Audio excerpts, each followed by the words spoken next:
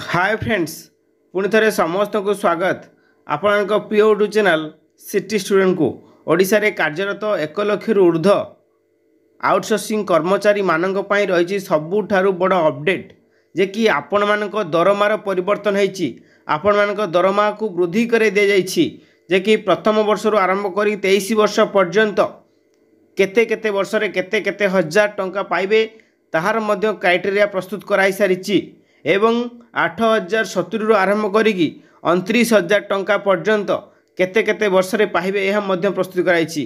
आमे जानिछु जे आउटसोर्सिंग कर्मचारी माने विभिन्न विभाग रे आपण कृषि विभाग कथा कहतु, स्वास्थ्य विभाग कथा कहतु, शिक्षा विभाग कथा कहतु, खनि विभाग कथा कहतु, सबु विभाग रे आउटसोर्सिंग कर्मचारी माने भरपूर अछंती।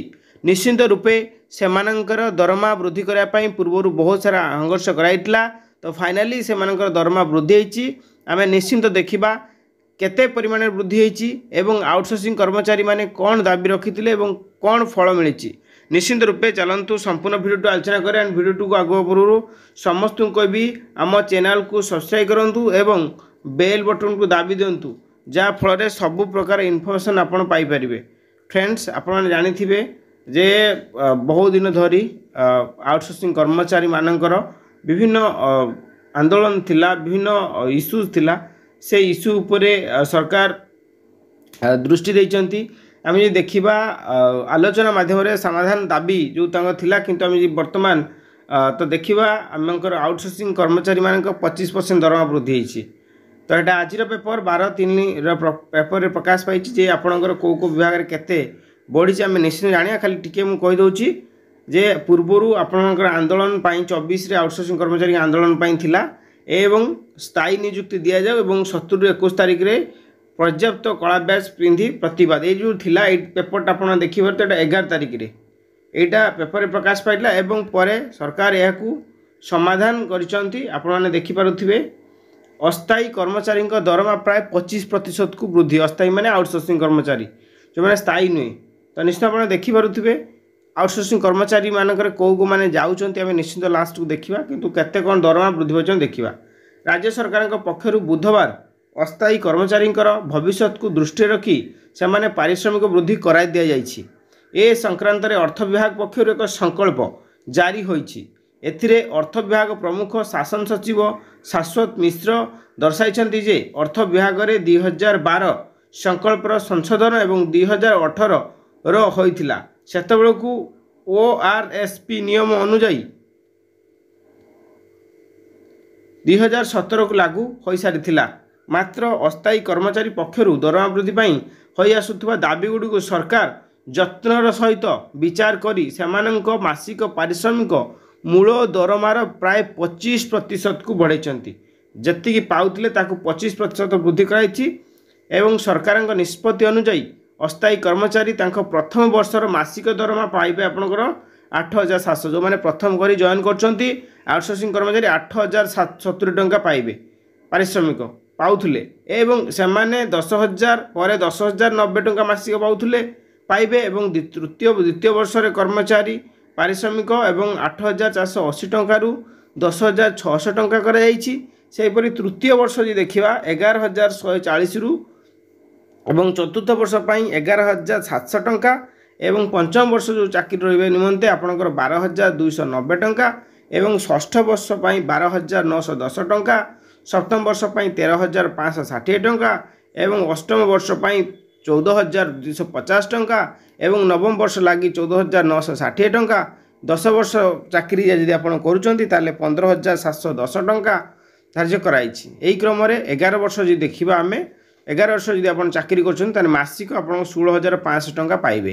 यदि 12 वर्ष चाकरी कर 17,330 टंका आप पाइबे। यदि 13 वर्ष लगी चाकरी कर 18,200 टंका पाइबे मासिक। ठीक सेमती जदि 14 वर्ष चाकरी आप रोचंती 19,110 टंका मासिक आप पाइबे। यदि 15 वर्ष चाकरी कर 20,070 टंका पाइबे।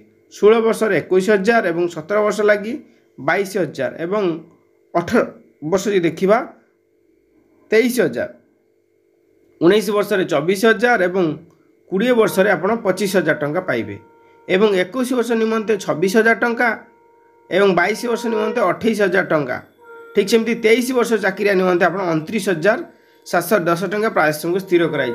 सबुठ गोटे खुशी खबर ओडिशा रे कार्यरत समस्त अस्थायी कर्मचारी आई मीन आउटसोर्सिंग कर्मचारी जो माने सरकारी विभाग रे विभिन्न जगार आप शिक्षा क्षेत्र में कहतु B office D office block office जो कार्य कर आरआई ऑफिस अमीन ऑफिस रे जो कंप्यूटर असिस्टेंट माने अच्छा कार्यरत करुँच ता सहित आपणकर जो देखा डाक्तरखाना मानक जो मैंने कंप्यूटर रे काम कर सिक्यूरीटी गार्ड अच्छा जगुआली अच्छा चपरासी अच्छा मेहनतर अच्छा जो अस्थायी कर्मचारी जो सिक्यूरीटी जगुआली प्राणी मित्र बैंक मित्र ये समस्त जो दरमार क्राइटेरिया संपूर्ण 23 वर्ष पर्यंत यह स्थिर कराई। तो सेमिति ही आपण प्रतिवर्ष 8,000 आरंभ करी 23 वर्ष पर्यंत आपणकर 29,000 पर्यंत दरमा आपण पाइपर जोटा कि सबुठ गोटे खुशी खबर एवं सबुठ गोटे अपेक्षा थिला। निश्चित रूपे बहुत बड़ा परिवर्तन होती आउटसोर्सिंग कर्मचारी क्षेत्र में ये परिवर्तन निश्चित रूपे स्वागत योग्य। सरकार को बहुत बहुत धन्यवाद कर्मचारी मान तरफ रही। तो आपने देखिपे आउटसोर्सिंग कर्मचारी मानकर जो पूर्व डिमांड थिला जे स्थायी नियुक्ति दि जाऊ किंतु सरकार तांको दरमारे परिवर्तन करछंती। निश्चित रूपे तो आपने देखिपारे दरमारे परिवर्तन सरकार करछंती। अस्थायी कर्मचारी परिश्रम वृद्धि एथि जो विभिन्न विभाग जो कर्मचारी माने रहउछंती ए समस्ते उपकृत हेबे। निश्चित रूपे सबकिछि आस्ते आस्ते कराउछि जो आपन जो मुख्य डिमांड थिला दरमा कथा को नहीं दरमारे परिवर्तन होती।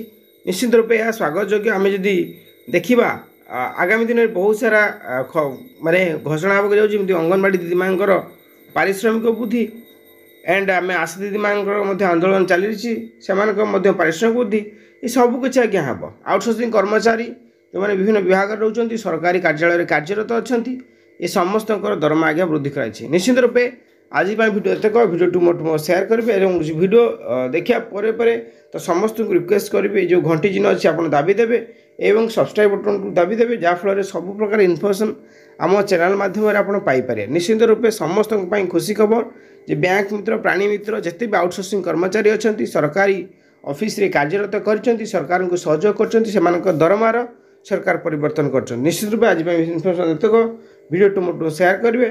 Thanks for watching.